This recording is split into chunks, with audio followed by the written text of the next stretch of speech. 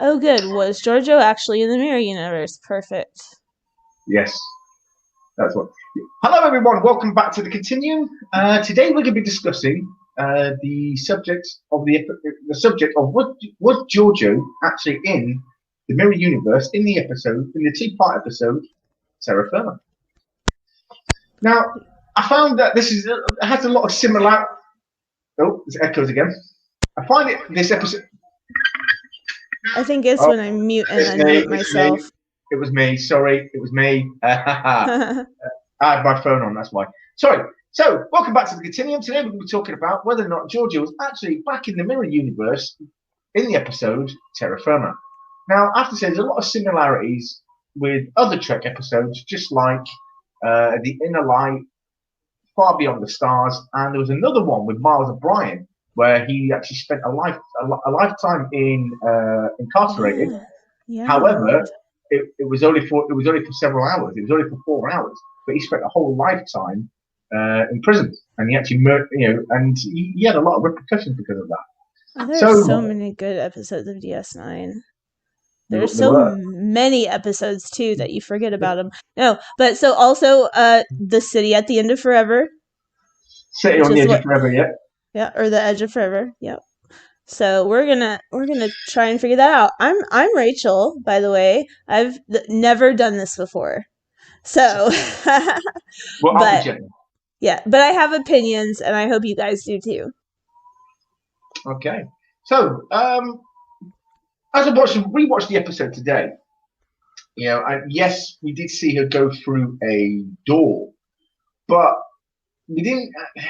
I think that was the door was a metaphor for her to, rather than actually go through the portal or through the Guardian of Forever.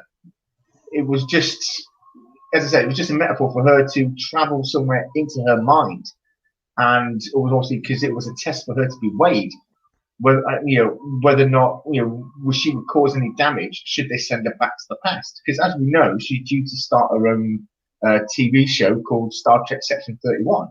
Oh, you're kidding me! I have not heard that. Yes, That she's going sounds to get amazing.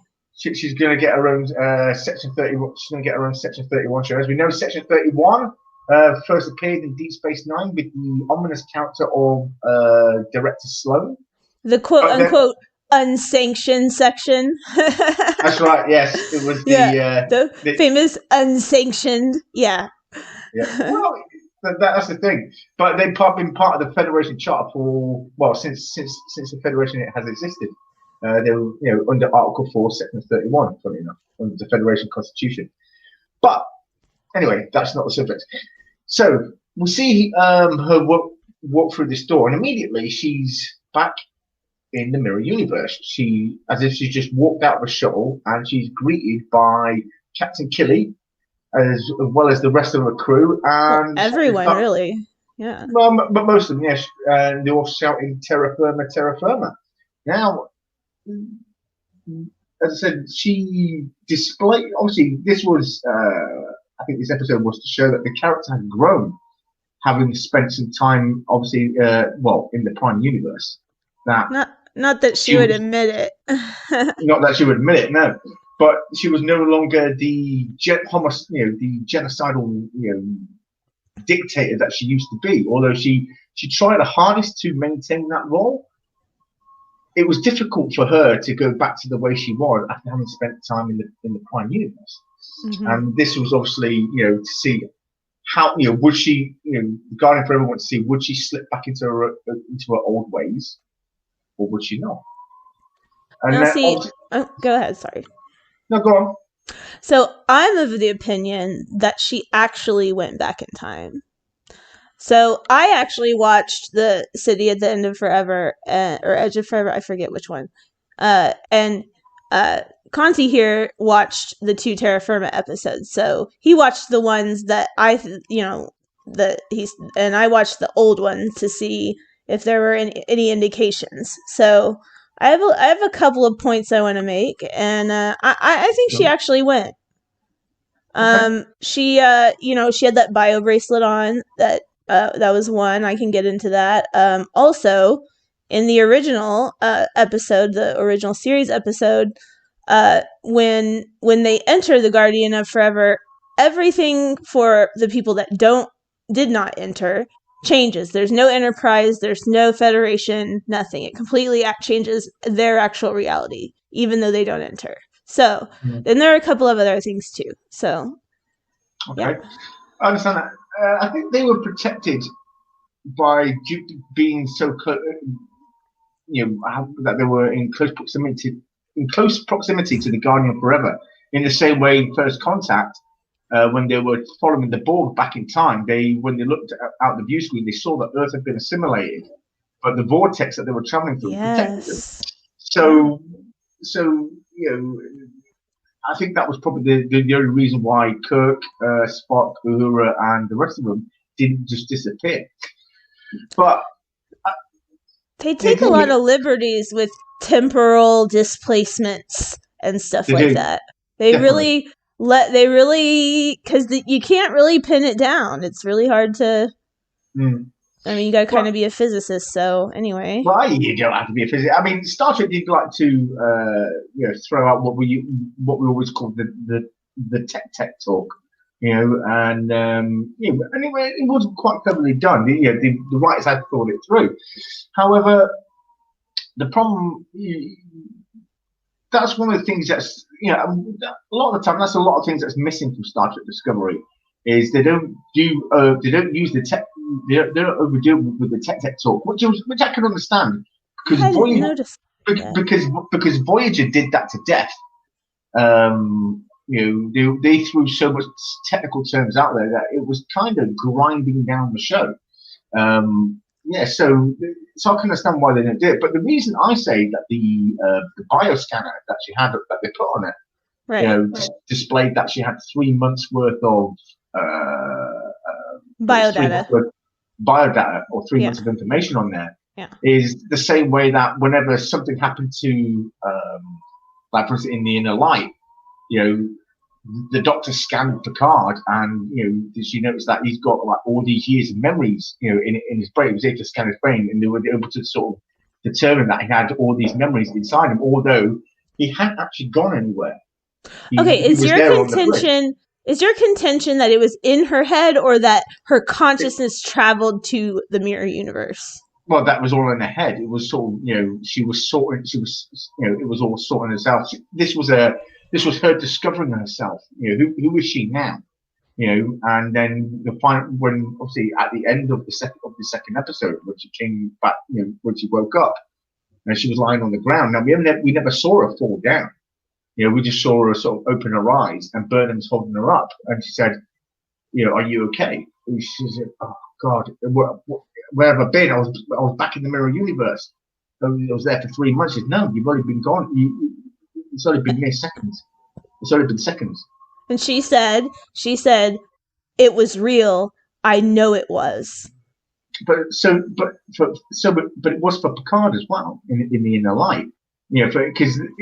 And he proved that when he was able, at the end of the episode, he was able to play the flute. Let me make a point, though. Okay, the reason that we're having this question is because if she actually went back, and, Conti makes a good point, is that the reason she got overthrown is because she went soft.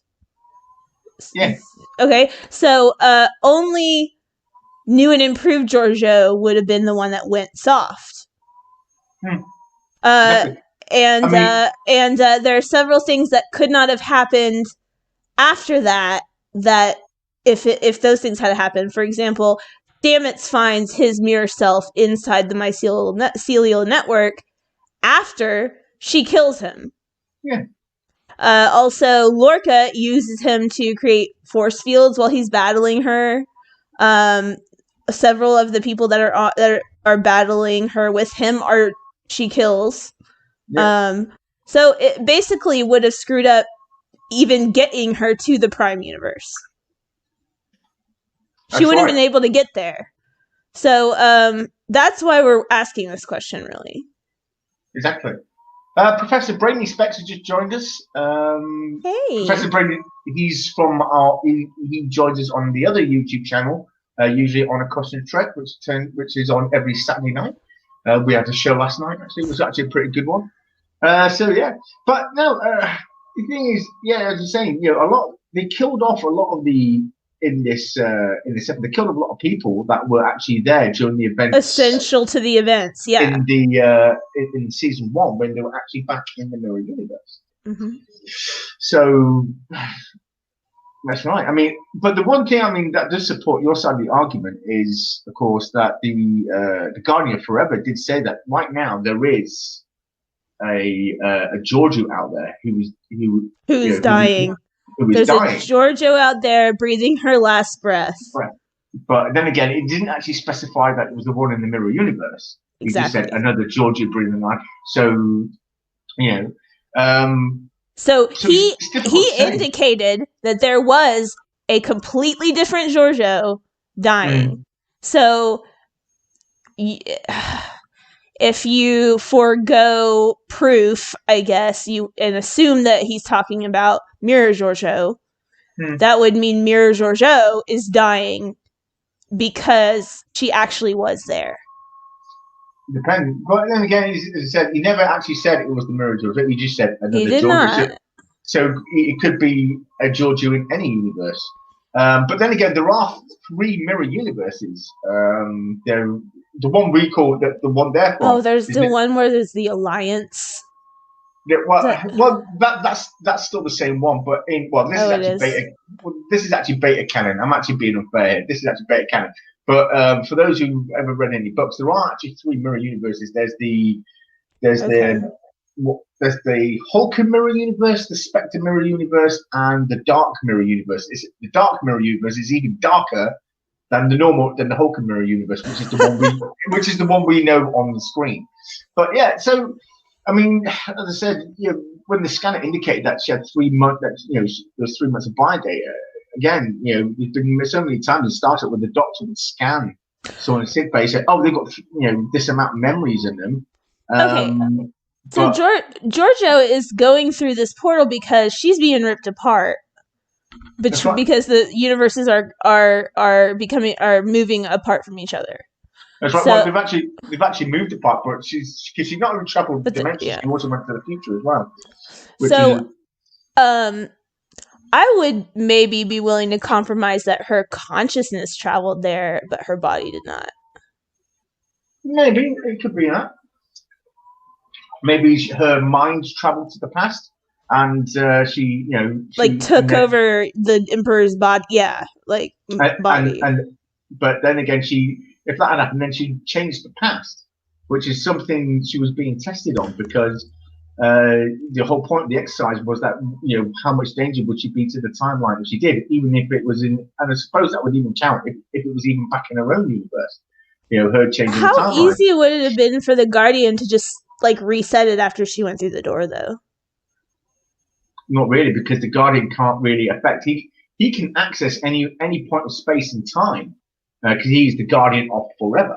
He's the Guardian, yeah. He's the doorway. Exactly, he's the doorway. But I don't think he can actually affect anything. He himself cannot travel anywhere and affect the timeline. All he does is just open the doorway. He does say that all I can do is open the door. You have to step through. Exactly. Yeah. So so I don't think he could actually change anything, but he might be able to, send your consciousness back or your whole body back.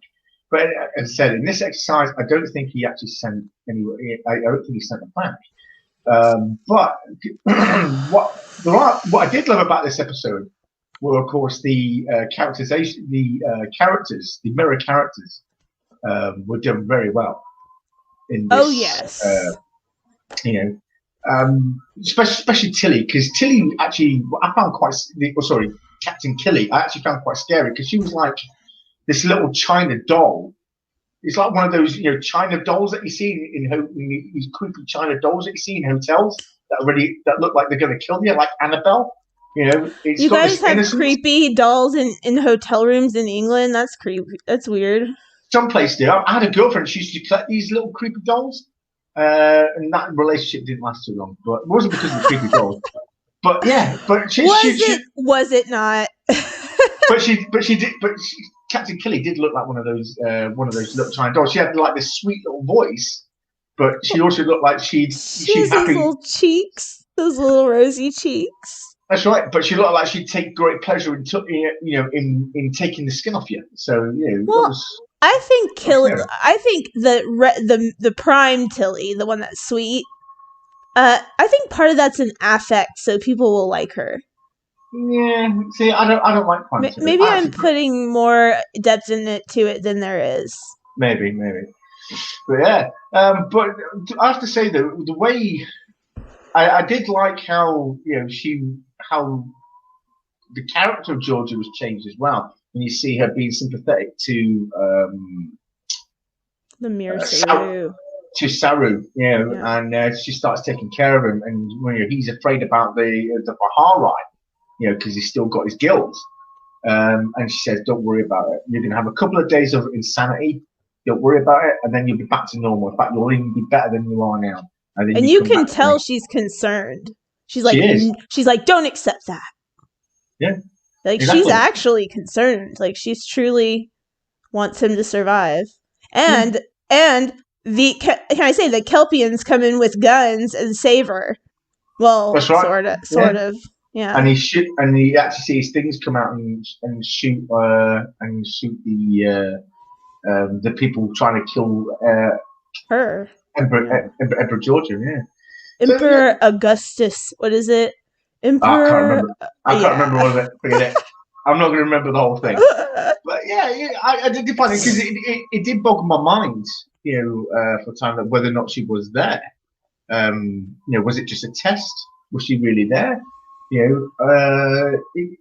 I don't know. It did bother me, because I mean, granted, the doorway, it could have been just another just another representation of the portal, and and she went through. But again, he did say, this doorway doesn't lead; it follows. So it'll, Oh, he you did know, say that, didn't he? so it will take you to where you want to go. Where But you after want to that, go? then you have to so this was a more of a discovery. Of course, yeah, it was a journey of self-discovery, and the show's called Discovery. All right.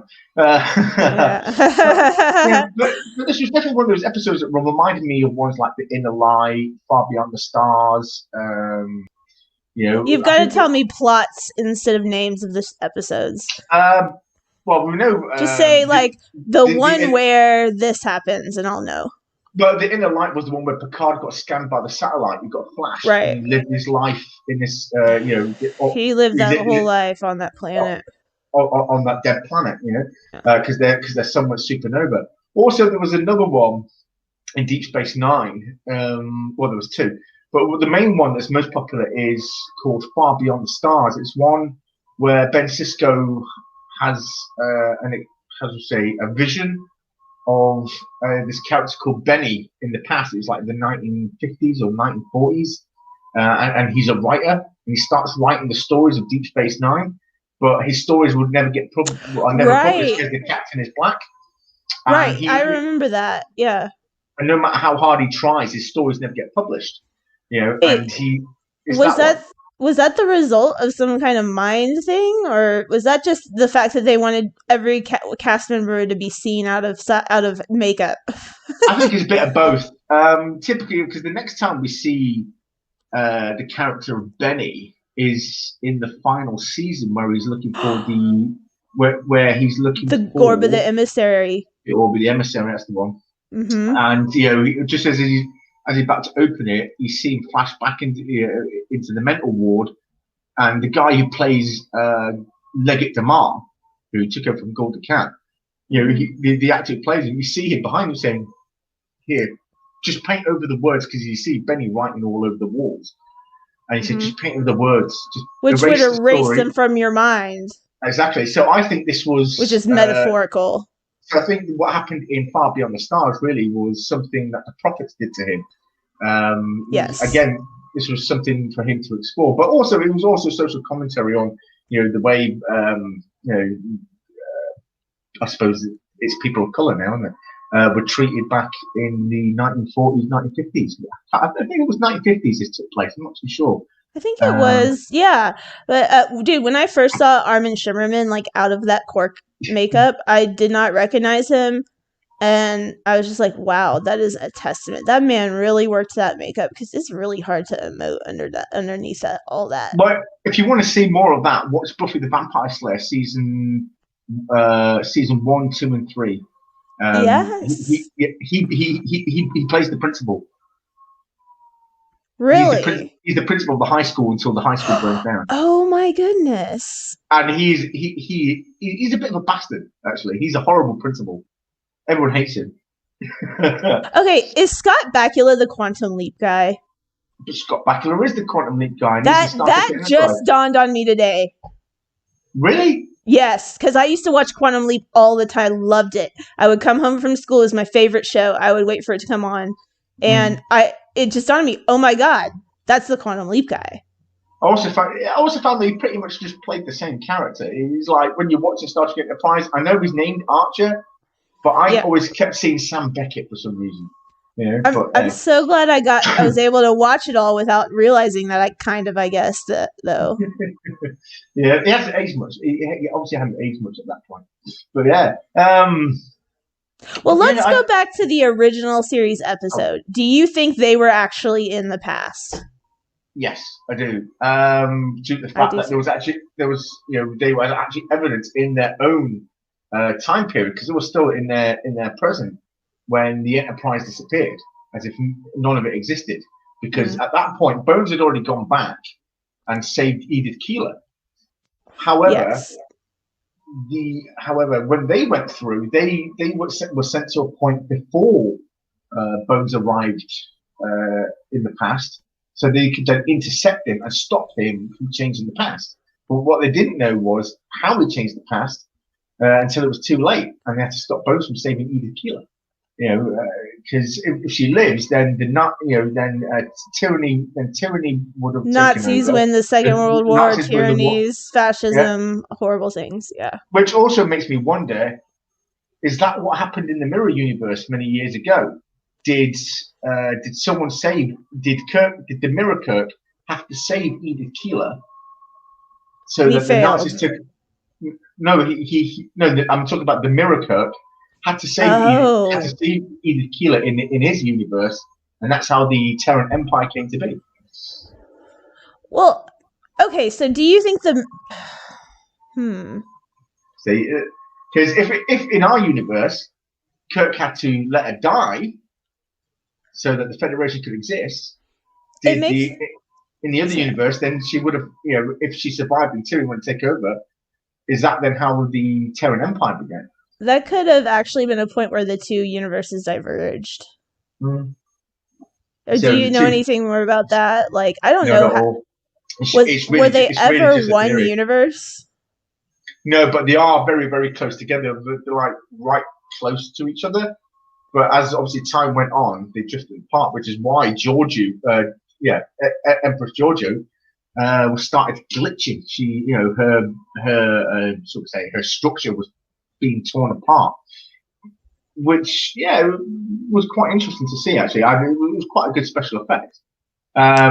When they actually explained that this happened to someone else, a lieutenant called Yor, who was obviously also from another reality. They explained he was from a reality where the Romulans went back in time and destroyed Vulcan. This is of course referring to the 2009 Star Trek movie. Yeah. So he was from that particular universe, but because he also crossed over and traveled to the future, he himself had suffered. But what was going to happen to Giorgou was going to be like 100 times worse than what happened to Yor. So again, it's quite time. It's like Dr. Who would say, it's very timey-wimey. Timey-wimey. Timey-wimey. I love that guy so much. Yeah. Yeah, he is. Well, he plays Scrooge McDuck now, doesn't he? In DuckTales. Oh man, dude, DuckTales was also one of my favorite shows. Yeah, he plays Scrooge McDuck in the new ones now, of David Tennant. They're new. I mean, see, I don't have cable, so. Well, it's on Disney. It's on Disney Plus or whatever it is. So but yeah. I mean, it doesn't look like it doesn't have that Looney Tunes look, so I don't care. No, it doesn't. But one thing What's the other thing as well? I Yeah, there just was no yeah. there was no mention of Stammet. I mean, a lot of things. For instance, there was no.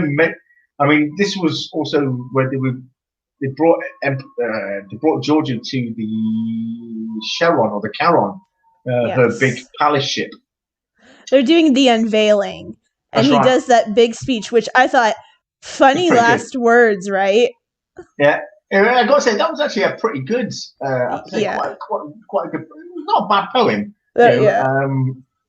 it actually reminded me of something that we have that they do in Scotland called a Burns night because they sit down, they drink, they'll eat haggis, drink beer and whiskey, and then they have someone come out who reads all the all the Burns poems. Because there was a guy called I can't remember his name now. Someone called Burns anyway, and he was a famous Scottish poet, and they celebrate him every year on something called Burns night where they eat, I think I might they'll have eat heard of food with that. haggis, get drunk and beer and whiskey, and then they turn the lights down and someone comes out, reciting all his poems, and they're very much in that same sort of tone, It was quite. So I thought it was quite cool. Yeah, I thought it was pretty cool that like an ode to Giorgou was his last words before she stabbed a knife in his neck. Exactly, and that's one of the reasons why I think she wasn't really there because he was in the when they in the first season when they went to the mirror universe, he was actually in the mycelial network, and he But met he the could have prime. not been there yet. Well, no, because this one was further along. When they went to the prime universe in the first season, it was a bit further in their future. No, Because he sent her not only to the mirror universe, but to the past in the mirror universe. exactly, so at that point, if she would have killed Stamets in the past, Yeah, he then would he would never never have found he would never go himself. to the mycelial network. But then again, saying that, if she killed him, I mean, what's his face got killed? What was his name? Dr. Culber Uh-huh. got killed, and he somehow ended up in the mycelial network. And he would have died there. So he would if you're saying like he would have been dead if that had been Well, real. well, Vok snapped his Vok or Ash Tyler Vok Yeah. broke his neck. Yeah. He broke his neck. So when Vok broke his neck just as they were traveling over to the mirror universe. So when they got back, then they obviously buried Doctor Colbert because it wasn't his body that transferred over. But later in the second season, there was an episode where they had to go into the mycelial network because there was a problem with it because Tilly was seeing an hallucination Yeah, that they of a dead find friend. him and They he's find like, Dr. Culver in the mycelium network. So maybe it did happen. Maybe everything unfolded the way it was supposed to. She killed him, but his essence or spirit ended up in the mycelial network talking to Prime Stamets. well, but he did like bleed out on stage, and when they found him in the mycelial network, he was in like a coma in his own sick bay. Maybe. Well, Prime. We never. Well, Prime. We know Prime. Prime thing was sort of in a coma. He was, had those white eyes in him, but we don't know what the score was with the mirror Stamets. So it could be that same with Doctor Cobra in the Prime universe, that mirror Stamets somehow ended up in the mycelial network on his end. Well, Mirror We don't know. Stamets was in a coma while he was there. He was unharmed. He was just in a coma in the mycelial network because of I guess tests Maybe, he was doing. maybe. Because I saw him in his lab laying on one of the beds, and he had those white eyes just like Prime Stamets did. Then he wakes up, Yeah. and that's when Lorca finds him. Well, I don't remember Lorca. I don't remember Lorca finding Prime's. Sorry, Mirror Stamets. He does. Um, So after uh the I don't two remember that. Stametses figure out how to get out, you see him just all of a sudden open his eyes in his laboratory. And then he tries to hide from Lorca because he knows he's coming. And he uses hologram to hide like behind a fake wall, but Lorca reaches through it and pulls him out. Is this on DVD? This is in season 2. Yeah, but Or was this on DVD or this Netflix? this was on CBS. We have what's called CBS All Access, Right. which is an app that you can download Yeah, I know. on a Unfortunately, we streaming don't. service, on a Unfortunately, streaming we, type. Yeah. unfortunately, we don't get CBS over here because I'm watching Netflix. Yeah. But Netflix is also known for cutting scenes. Well, So in Netflix, you can download apps that allow you to access these services that are straight from the networks like CBS and such. because I'd love So to see that. I'd love to see that scene because I've not I'll seen try and that find scene. it. I will try and find it while If you you. can, try and take a screenshot of it Yeah. and if you can send it to me because I'd love to see that. Yeah. Because I do not remember that scene where he wakes up and then tries to hide from Walker. Stamets woke up from his coma and was soon captured by Lorca. Okay, yeah, let me find it. I'm on Memory Alpha. Let's see if I can. I will look. You continue. I'm going to look for this. Well, I have no idea about that. But yeah, so this was, again, this was one of those episodes like The Inner Light, like Far Beyond the Stars, and a few other ones, like that one with O'Brien, where we spent a lifetime in this virtual prison, which felt like a lifetime, but it turns out it was only like 4 hours. So this is what this was, where she spent like 3 months back in the, well, what seemed like 3 months back in the mirror universe, but then only, minutes had gone by. So, the question is, was it in her head or was she actually there? Okay, this website presents another theory that it's an alternate timeline in the mirror universe. Could be. Yeah, why not? So let me read this to you.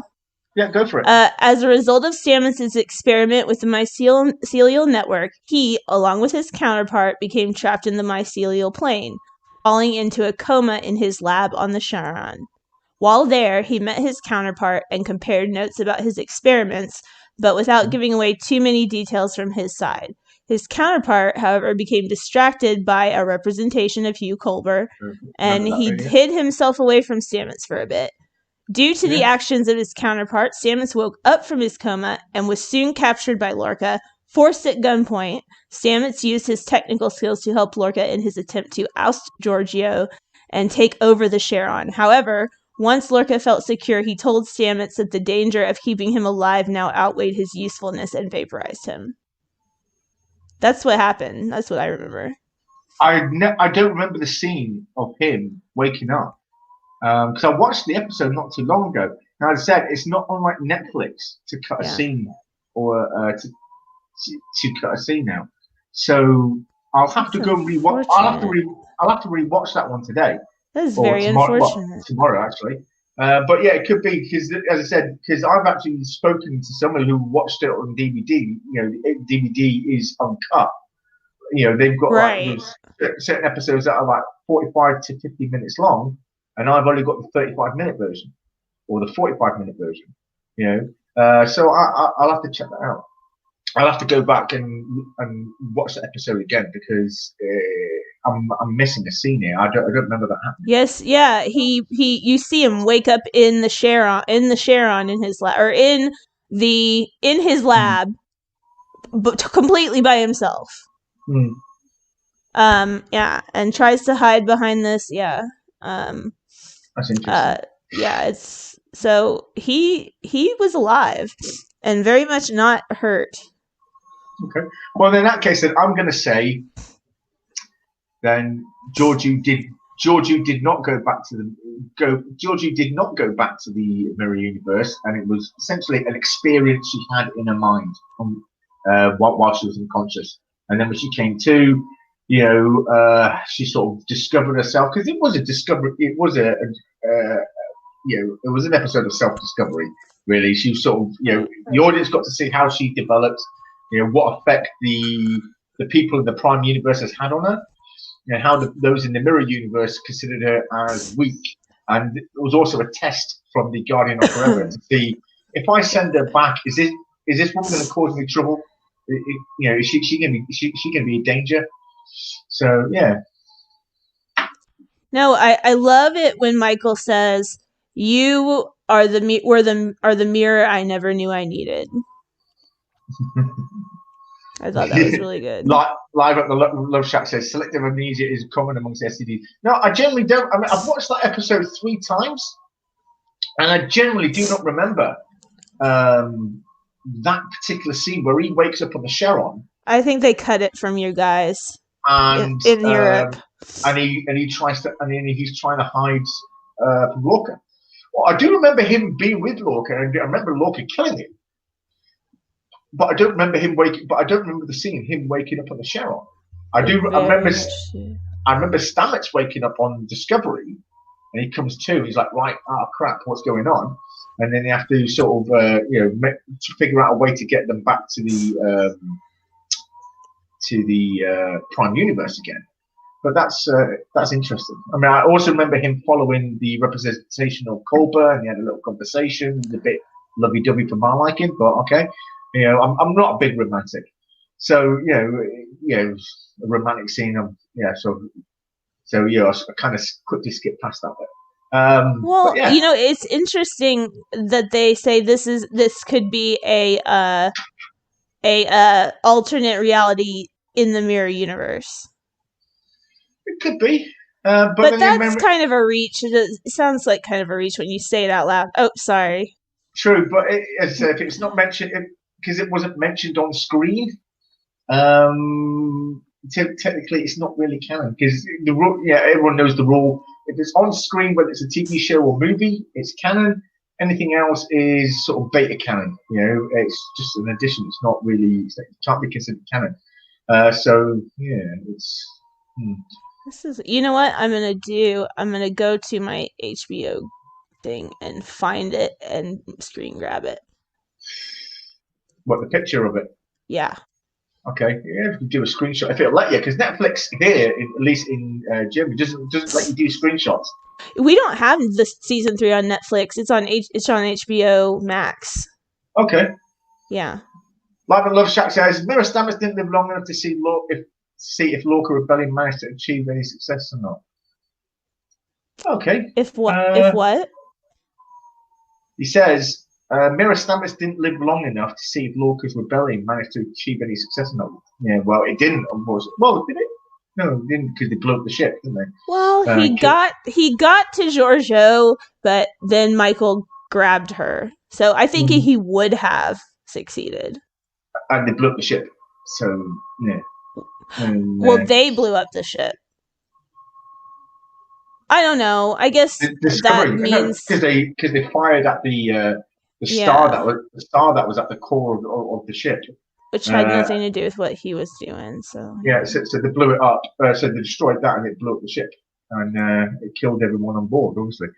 And then they went back to the mirror universe. Went back to the Prime Universe. So yeah, I'm going to say Giorgou didn't go back there. I'm saying it was all in her head. I'm going to say not alternate reality in the mirror universe. However, right. I'm not going to completely say it was not her consciousness in the body of the other Giorgou. Okay. Well, I'm not ready to say that yet. Okay. Well, we might be able to get there. It's just maybe something we just have to leave to ourselves to believe what we want to believe. Same for the audience as well. If you want to let us know what you think, did she travel back to the mirror universe, or was it all in her head? Was it like the inner light and Far Beyond the Stars, where it was just an experience, but not something that actually happened? Oh, okay. Yeah. What do you guys think? That is true. It was killing the mycelial network. And Professor, it was either all in the head, mind, or an alternate version of the mirror universe. Discovery rarely makes sense. That is true. They do. They do sort of. What's the word? Contradict themselves at times. But then again, so has every other Star Trek show at some point. I mean, they don't outright contradict themselves, but It's But happened, but every Star Trek show has done it. Every Star Trek show has done it. you have to kind of fill in the blanks for yourself a lot of Yeah. times. Well, I mean, I said a lot of the stuff is done. I think I often think sometimes they expect Trekkies to understand what they're seeing as they're seeing it. Like for instance, when we were discussing, obviously way earlier on today in the private chat about how um, the bioreader detected that there was 3 months worth of bio readings.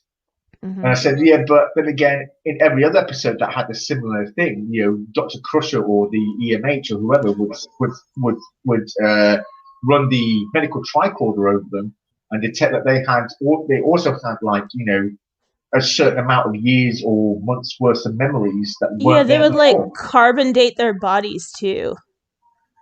Like Mm-hmm. they would say, "Hey, your body has 10 months more memories than how old it Exactly. actually is." Yeah. Yeah. So from their point, it's all about the point of view, really. Yeah. So yeah, it was good to see that kind of episode again. It's similar to, like I said, I think personally it's like In the Light and Far Beyond the Stars. But yeah, I enjoyed it most of it. I do think the second half of the third season was weaker than the first half of the season. But these two episodes were because they were in the second half of the season were probably the best two episodes of that second half because the rest of the episodes after that were not as strong as the person I think were not as strong as the episodes in the first half of the season. Actually, I was actually looking forward to finding out what the burn was and everything else, and then I wasn't happy with the result. Okay, the fact okay, let me this is a question I've been having. So, Discovery is a Black Ops ship, right? So, Originally it was for the first. I the mean, fact that it does not use dilithium, does that mean they were always going to have the burn, or did they just come up with that oh, later on?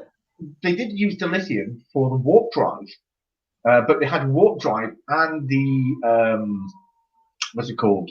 The spore drive as The well. sport. The spore drive because the ship does go to warp, but it's not this spore drive that lets it go to warp. They have a normal warp drive for that, but they Right, also have but did they know that they would need a ship in the future that didn't need dilithium to no travel? no. That's another thing. Another thing that bothers me about what was Michael Burnham meeting her mother because in the second season That was odd, yeah. because she was the first Red Angel. Now when she went back to the future, Yeah. she went back to the future where Control had wiped everybody out. Well, So Michael so became all the Red Angels except for one but then again, whenever. but after the mother left to go back to that future, they then changed the outcome. So surely the mother would have disappeared with that universe. Yeah, I But she mean, didn't. She I'm didn't. still kind of. I think I might be still too into this one train of thought to think about this. But yeah, that was odd. It was like, but did she? Maybe all that time travel made her. I don't know. Remember? Well, Because again, there was an episode where they tried because they noticed that the Red Angel had been coming around. Now they at first thought the Red Angel was Michael Burnham at right. first, so they tried to capture the Red Angel by putting Michael Burnham in danger. And then that Yes. this suit came back, it landed, and it turned out to be Michael Burnham's mother. And then Yeah. Control came. There was a lot of shooting, and the mother obviously got when the suit got damaged. Michael Burnham's mother and the suit got sucked back to the future. Now, it was still the future where Control had wiped out every biological, all forms of biological life. But then at the end of the season, Michael Burnham changed the outcome. They stopped Control from doing this. They destroyed Control so it couldn't do it in the future. So then what? Because they altered so by doing that they altered the future. Michael Burnham's mother should have disappeared with that alternate future. I Because the think. only time that she was actually the Red Angel was when they captured her. Yeah, Yeah. exactly. So yeah, it was one of the that's one of the things that boggled me. But then again, as Miles O'Brien always said, I hate temporal mechanics. You Right? know, Janeway as well. Janeway said always used to say that I hate temporal mechanics. So yeah, she didn't like to think about these things either. Yeah, Timey-wimey science. Yeah. yeah, and that was one of the few moments where obviously the show was very conscious, was self conscious, Oh, I'm very and close to the scene. I'm very and close. and it understood that it what they're trying to explain was a bit complicated, and or if they didn't want to explain it, they said we don't know. Yeah, so that was always one of the cool things. Yeah, well, Well, we've got a whenever 40. there's time travel, it's gonna be messy. Yeah, well, time travel is a messy business, isn't it? Yeah. So, Professor says communications are down except for sectors within a certain radius. Yet Starfleet headquarters can communicate with Discovery over a whole quadrant away. Yeah, but you see, that could be because Discovery has a more, I don't know, a different com system. Obviously, they're not using the same system as they used to, so maybe that might have something to do with it because they're using technology. They were using technology from the 23rd century, and this new technology was somehow perhaps affected by the burn, and that's why. I don't know. I don't know. I love the way they hide the rest of the Federation in that bubble that you have to enter. Like that was Mm. really cool when you go into the bubble and there's that center. I don't know what it is. I guess some kind of reaction ball that all the ships are helping power with this shield.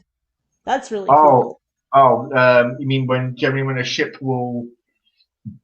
Enter Oh, the protection of that cloak. oh, right. You mean? Yeah, I know what you mean now. Essentially, it was like a new version of a new version of a starbase Mm-hmm. or a space dock. And you had all these ships in it. That was cool to see. And it was cool to see the USS Nog, which is obviously obviously a dedication to Aaron Eisenberg, Yeah. who unfortunately is no longer with us. Um, Yeah.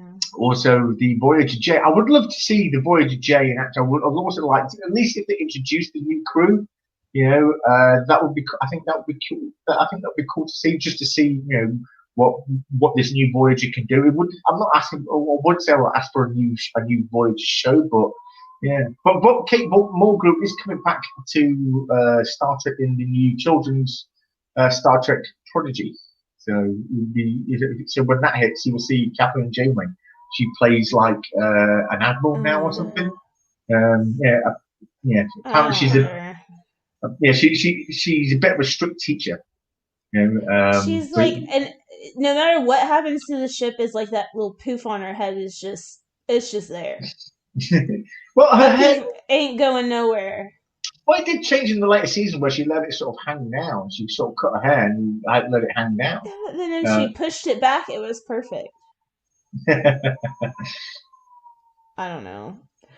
My New Year's resolution is to give Voyager another chance. Honestly, I actually did say that on New Year's Day. It's like I'm gonna give so, Voyager another chance because I used to not like Enterprise, and I well, watched it again, and I was like, "This is fucking amazing." And also, that guy is Michael in Atlantis, which I love. Stargate Atlantis. Stargate So Line, Stargate Line. I love Stargate Line's cool. I was more of an SG-1 guy though. I preferred SG-1 over Atlantis. Atlantis was good, was a good show, but I don't know. You just can't replace Jack O'Neill. well, I've never seen Stargate SG-1. Oh, I've only seen the original Stargate movie and Atlantis. you have to go and watch SG-1.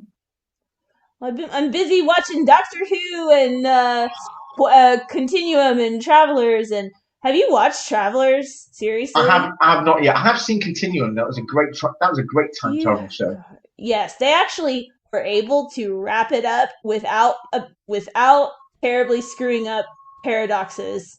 I loved how they handled the paradoxes. That was very cool. Yes, it Very was cool. nice, especially since you could tell they were getting canceled and they had to wrap it up quick. That was done very well. Unlike Fringe, for instance, which I loved. I loved the first three seasons when then they just sort Yeah, of I threw in remember the that. fourth season, and it's like years later in the future. You're like, What's going on? Have I missed Well, something? Yeah. the father redeems every episode of that show. The father's great. He makes his own LSD. It's fantastic. Oh Yeah. yeah, he Well, redeems every episode of that show. definitely, definitely. Well, I think we're going to call it a night there now. Yeah, so I think we're going to call it a night there, and maybe Oh, I thought we were gonna like watch it. watch what? No, watch the parts of the show. Are we not But doing? we can't actually show it on the channel because YouTube will YouTube will throw in a copyright strike. Well, it's a bit. Well, it's almost quarter to one for me now, so I need to get to bed Oh, soon. you're pretty late. I almost have However, this screenshot. I almost have but it. Let me what? get that and All all. right, but what we can do if you want is we could do a watch party next weekend, next Sunday, or maybe start a little bit earlier if you've got the time, and we could do a watch party of Star Trek or Star Trek of any Star Trek show you want, Star Trek Discovery, Star Trek Enterprise, whatever. I've got no problem with that.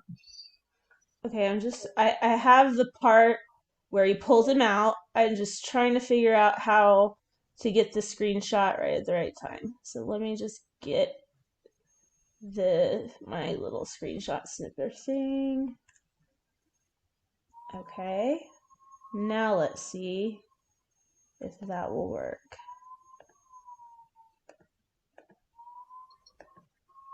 And back 10 seconds. So he's looking, he sees a glitch, reaches in, pulls him out. Oh, but you can't pause it. It goes to. Okay. Well, what does it matter? I'll check it out tomorrow because I've got a. I'll check it out before I go to my physio appointment tomorrow. I've got physiotherapy, and yeah, I'll check out and I'll look out for that scene and I'll let you know whether or not I actually have that scene. Like I said, I've watched the episode 3 times and I do not Well, remember I'll tell Mirror you, Stamets waking up on the ship. it's season 1, episode 13 at 4 minutes and 50 seconds Yeah. Okay. is when he pulls him out. And I think he wakes up right at the beginning of the show. Like the opener of the show is him waking up, but it's not Stamets, the mirror Stamets. Okay. Anyway. Well, yeah, as I said, I'll have to check that out. Yeah, but we maybe actually we could do a watch party. We could do a watch party and then discuss the episode afterwards. Next Sunday, if you wish, it's not a problem. But like I said, I do have to go to bed because it's coming up to quarter to one and it's Monday tomorrow, and I have to go to. Well, I've got an early appointment at the physiotherapist. I have to be there No, for 8. absolutely. I have to be there for 8:30, unfortunately. So yeah. So, all right, I'll thank you for coming on the show. Hopefully, you'll come on again next weekend, and we'll have a watch party and maybe discuss it, and obviously discuss the episode afterward. Whatever, I'll even make it your choice. You can choose whatever episode you want to watch. Well, And I'm kind of on this right now, and you're kind of swaying me. oh, I'm sorry. You're swaying Uh, me to your side here. okay. So I kind of want to. I don't know. Admit Okay. defeat. Admit it. Not never say die. No, not yet. I'm not yet. I will admit that it is either what you're saying or her consciousness traveled there, but Michael goes to rescue Booker. Ooh.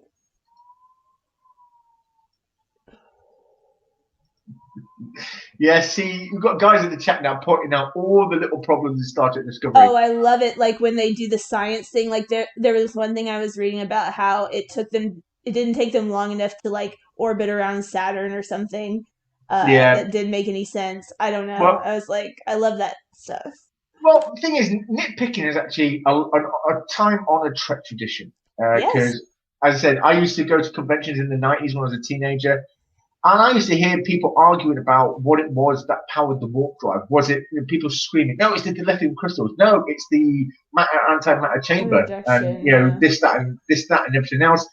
Was And it matter people antimatter collision? exactly, and people used to do. I remember fights breaking out at conventions because of this. This was in Manchester. I was living in a place called Warrington at the time, and they go to the convention in Liverpool or Manchester, and fights will break out over that I sort of thing believe it. because I can understand why again people pick something and say this isn't this and that's not meant to happen and everything else. But Professor Brady Specs was just writing, and it is a good point. He says, "What about the episode where Michael goes to rescue Butter? I think that was called Scavengers. That episode. It How far takes." away was the? He says it takes his ship 2 weeks to get back to Starfleet headquarters. Yet Michael goes in and rescues him and gets back in less than 24 hours using the same ship. Again, yeah, I that's thought true. that Discovery jumped close to that planet and dropped her ship there. No, they used Booker's ship. Did they? I'll have to have a look. But no, I'm pretty sure they used Booker's ship to get there.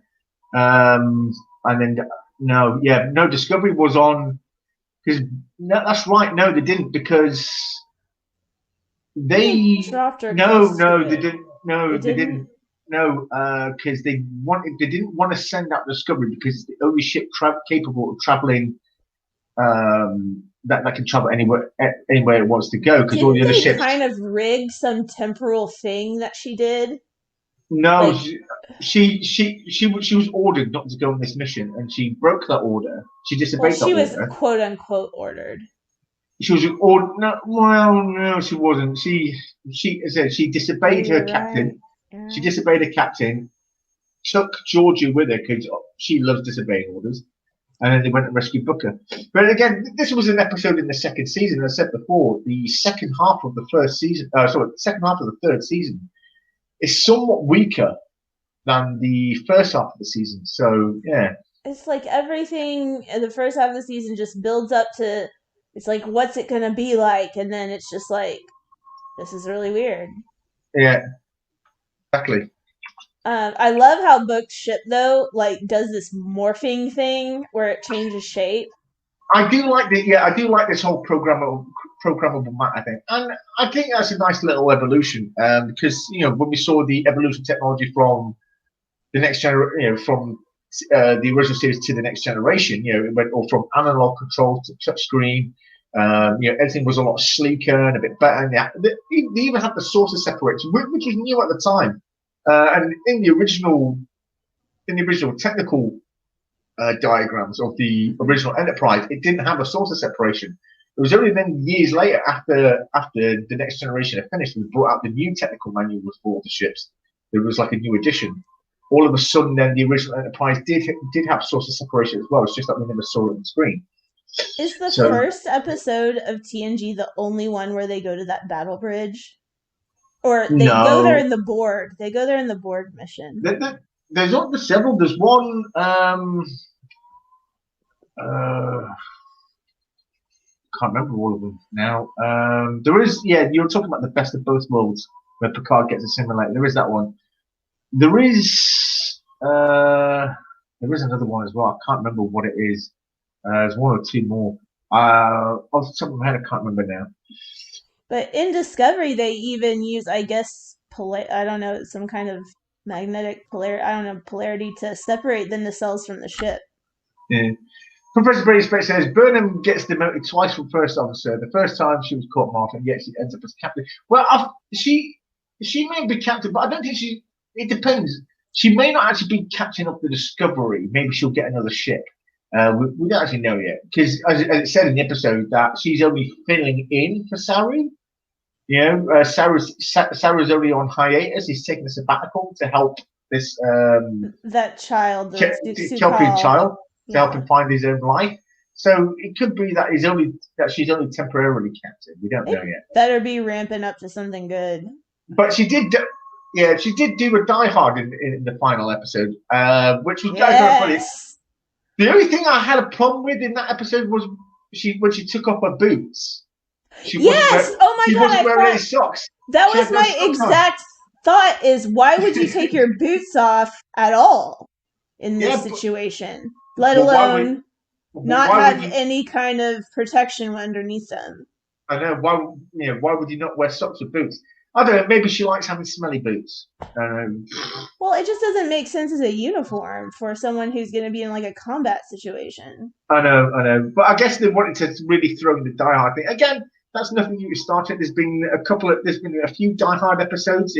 Episodes like Enemy Mine, The Siege, which was a DS9 second season episode where the Bajorans took over DS9. The Bajoran militia took over DS9, and parts of the obviously the DS9 crew were doing their Die Hard around the ship. Oh yeah, they were all in the vents. Yeah, they were crawling through all the vents and everything else, trying to take back the station. So yeah, and Voyager has had one or two That's as well. Kind of a tropey thing they do. Well, yeah, like, but if it works, it works. It does work. It does, yeah. No, but like literally the only reason she's not rotting in prison right now is because of Lorca. Say again, Lorca. Lorca is the reason that like him capturing her prison ship on the way to after she had her court martial for disobeying a direct order and Giorgou dying in season 1. Yeah. She's on a prison ship on the way to a prison when Discovery like tractor beams them in, and and the reason is that Lorca's looking for her. That's right. But now this is where I actually was interested. This is actually where I had an interest in the show, because when they brought her on as a prisoner. Yeah. It was a top secret ship, so they they kept the ship top secret. Had some leeway. They could have done anything they wanted. Yeah. And they could have, nobody could have worried about them violating canon. And it could even been the Section 31 show right from the beginning as well, because it even has 31 in the in its registry number. It's 1031. Oh, really? It is. So this could have been the Section 31 show. The first Section 31 ship. Yeah, because 1031. Yeah. Because they even had Section 31 guards in that episode protecting all the different maps. Yeah. Because they had the Section 31 badges on. So that could have been the Section 31 show, but then in the next episode or the episode after that, Discovery was no longer a top secret ship. See, this is what I like so much about it, is because it's they show the beginning of so many things. They show that Pike knew that he would end up in that, chair before, like a long time before it happened. And he decided that was fine, which I thought that was pretty cool. They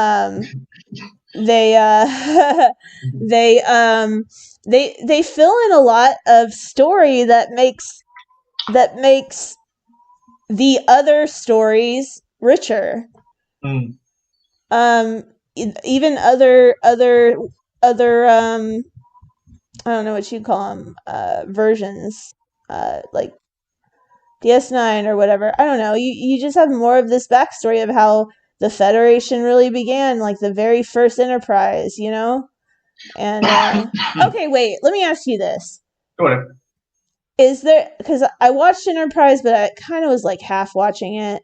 Yeah. Is that the mirror supposed to be like the mirror universe? Because the first Enterprise is not anywhere close to that time. It's very different. Okay. Now the thing is this: the Enterprise that we saw at Star Trek Enterprise had the registration of NX-01, which means it was an experimental ship. Oh. Keep it in mind, this was a Starfleet ship. It was not, I repeat, not a Federation ship. The Federation doesn't exist yet. So this was Starfleet of the United Earth. Obviously, then when the Federation came into place, Starfleet became a whole different animal. This became a whole new Starfleet. Because the Federation comprised, at least it started off with the Andorians, the Tellarites, the Vulcans, and the humans, and then began to expand. But these were the first 4 original planets. So that then changed everything. So all the technology that you see then later on is, a collaboration of efforts from these 4 planets. And then as they grew, obviously all these different planets contributed to designing different ships, new technologies, everything else, resources that we shared. So the Enterprise Admiral Archer's Enterprise was made from completely different Not a technology. Federation ship. It wasn't a Federation ship; it was a United Earth ship. So that was the first Federation Enterprise. I get That's that. right. That makes a lot of So sense. because that one was the NCC 1701, Yeah. and that was the first Federation ship. So you had the United Earth Enterprise and you had the Federation Enterprise, and these Makes are a lot of sense. two different things. Yeah, that makes a lot of sense. Yeah, What but is yeah, it was. what's Axanar? Well, Axanar was. It goes back to a character in the original series, a guy called Darth Visar, who was a hero. He was a hero captain as far as Kirk even had to read up on him when he was a cadet in Starfleet. Now, I can't remember what episode that was in, but was on. He was in an insane. Essentially, the Enterprise gets a distress call from a planet called Elba 2 from an insane asylum. However, Garth Visar had already taken over the asylum, and he wanted to capture Kirk so he could take control of the ship. However, things didn't go the way he planned. Now, there was a guy, I can't remember his name now, Peter something, I think. Peter something or other, or something Peters. Sorry, I can't remember his name. He wanted to do a fan fiction movie, because if you go on YouTube, there's a load of fan fiction movies, and very good ones as well. He wanted to do one called Axanar. If you type in Prelude to Axanar, there's a 30-minute sort of prelude video of what we were hoping to get as a fan fiction movie. This was going to be like an hour and a half movie from Faction. Now, however, there was a rule, and everybody who made a Star Trek fan movie understood this rule. You could not profit from that video. From this fan movie, you couldn't advertise it. You couldn't advertise it in a way of like you would do as CBS would do it. You said the only money you were allowed to make was to pay the actors, to pay for the sets, and everything else. You could not earn any profit of it whatsoever. Right. These guys broke. This guy broke the rules. They went to conventions. They sold tea coasters, Axanar tea coasters, T-shirts, key rings. Because it wasn't just about paying the actors. He wanted to make money for himself as well. They wanted to make a lot of money. So then CBS clashed down on this and said, and they actually dropped a lot of draconian rules. So now, if you want to make a fan fiction, it can only be either two 15-minute movies, but after that, it could be a two-part. So you could do one 15-minute fan movie and another 15-minute fan movie as a two-part, or one 30-minute one. But what you're not allowed to do is then make a cliffhanger and then make another 30-minute, do another 30-minute. That's it. It's 30 minutes, period. Yeah. That's it. It has to be of an amateur standard. The uniforms and weapons and everything else cannot be homemade. They have to be official Star Trek merchandise. Oh. And it can only go on YouTube. You can't sell it on DVD. You can't do any of that. And it's pretty bad, all because of this one guy. And it was that was pretty crap.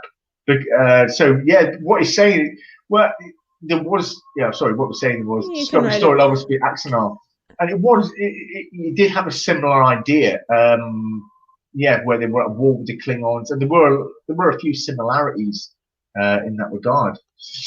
But yeah. Whew. I could go on forever, so let's get you to sleep, because we'll end it there tonight. Well, thank everyone for coming in live at the Love Shack. Thank you for coming in. Let's show Professor Brain Specs. We got to show Shiva, because I've been telling everyone about Shiva. And Mando Merc as well. Thank you for coming in, Mando Merc. By the way, while she's pulling up a picture of Shiva, guys, please hit the like button, and if you're not yet subscribed, hit the subscribe button. And of course, we'll see you hopefully next week. I look forward to a video I'm doing for a friend of mine called Paul, which is a review on the Kashara trilogy, which hopefully I'll get out by Wednesday. Hopefully, but yeah, I'm pretty sure I'll get out by Wednesday. Oh, that's your cat. That's the kitty. It's got blue This eyes. is yeah. That's cool. He's Grudge Cat's future husband. Grudge Mommy's cat's here. good. Yeah, he's such a sweet thing. He's like a Siamese cat but gray. I'm not usually a fan of cats, but I do like that one. He's so Looks funny. cuddly. He's just letting me do this. Yeah, My last girlfriend had cats, and my experience with cats has never been great because all they ever do is when they look at me, they'll stare at me.